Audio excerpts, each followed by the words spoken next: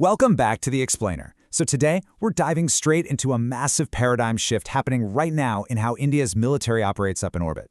You know, for decades, the way nations acquired space tech was pretty much rigid, incredibly slow, and totally government-controlled. But right now, we are witnessing a profound transformation. We're talking about the rapid rise of the private sector in space and a complete, ground-up overhaul in how defense technology is built and deployed. As you'll see in this explainer, what's happening today in India's defense space sector is literally going to rewrite the rules of modern security. Let's get into it. Here's the roadmap for this explainer. First, we'll define this DefSpace paradigm shift. Then we'll look at how we're breaking the old space monopoly, analyze the strategic impacts on India, pull some global lessons regarding funding hurdles, and finally, we'll wrap up with the ultimate future strategy: launch on demand. Starting off with Section 1, the DefSpace paradigm shift, or basically, when defense meets private space. Okay, let's dive into this. So what actually is DefSpace? It's exactly what it sounds like: the strategic intersection where national defense needs meet private space startups. And why is this making headlines right now? Well, at the recent Indian DefSpace Symposium in New Delhi, the Ministry of Defense stepped up and made a pretty massive official announcement.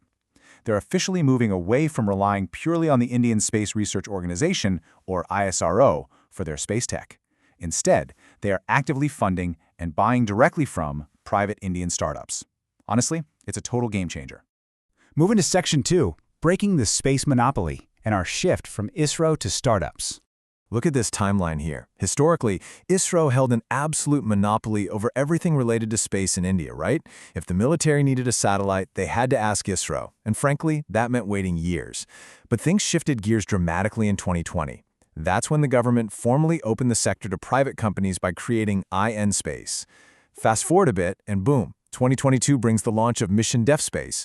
All of that momentum culminated in 2024 with the DefSpace Symposium we just talked about. It's a huge acceleration. Now, smack in the middle of that timeline is a really important number: 75. Initiated by Prime Minister Modi, Mission DefSpace identified exactly 75 specific space challenges. We're talking about things like building highly secure sat phones or really advanced microsatellites. The government basically threw down the gauntlet and challenged private startups to solve them. And the crazy thing? It's working. Stakeholders like the Defense Space Agency, funded through the iDEX scheme, which stands for Innovations for Defense Excellence, are now collaborating directly with cutting-edge private rock stars like Pixel and Agnikol Cosmos to tackle these exact 75 challenges. All right, Section 3. Let's talk about the strategic impact on India. This entirely new ecosystem brings three distinct advantages, or pillars, to the Indian military: agile innovation, the microsatellite revolution, and civil-military fusion. Let's actually unpack what each of these means for the modern battlefield, because this is where it gets really interesting. First up, agile innovation. Look, the old way meant relying on ISRO. Now, ISRO is undeniably brilliant, sure, but it is also a massive bureaucratic government entity. Tech updates literally took years. The new way? It taps into the lightning-fast speed of private startups. Imagine the Army urgently needs a software update for satellite imagery analysis, say, right in the middle of an escalating border situation.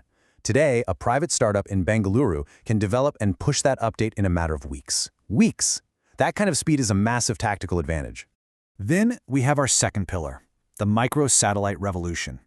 In the past, nations would launch these massive, incredibly expensive satellites. The glaring issue there? In a war, those sizable satellites are just huge sitting ducks for enemy missiles. The new military doctrine is totally different. It demands swarms of cheap, mass-produced microsatellites. Because private companies specialize in mass-producing these smaller units, they can be launched rapidly and on demand. This creates a highly resilient network in space that is basically impossible for an enemy to completely knock out. And our third pillar is civil-military fusion. This is where the economics are just super smart. By funding private startups to build military space tech, the government is intentionally creating a dual-use ecosystem. A startup might develop top-tier imaging tech for military recon, right? But then they can turn right around and sell that exact same tech to civilian sectors for agriculture monitoring or disaster management. It's a massive economic multiplier. Fun fact, GPS actually started as purely military tech before it completely revolutionized the civilian world. We're seeing that exact same ripple effect playing out right now, benefiting the entire country. Which brings us to Section 4, global lessons and funding hurdles. Let's look at the SpaceX effect and the Valley of Death. So what actually catalyzed this aggressive policy shift? Well, it was a global wake-up call. The Ukraine war undeniably proved the absolute dominance of private space tech in active conflict zones. The Indian military leadership watched that conflict unfold and realized, okay, we have an urgent, undeniable need to develop a domestic equivalent to these Western private space giants. And this perfectly illustrates exactly why. The situation is really best summarized by this reality. SpaceX's Starlink basically single-handedly kept the Ukrainian military's communications online when Russia took out the state infrastructure. When the traditional state-run stuff failed under attack, it was a private company's microsatellite swarm that kept a modern military functioning. India looked at that and realized they absolutely cannot afford to be without that kind of private sector backup in a future conflict. But it's not all smooth sailing. That brings us to a really critical question. What is the biggest hurdle actually threatening these new, highly innovative Indian space startups right now? You might think it's the rocket science or finding the engineering talent, but it's actually something much more foundational.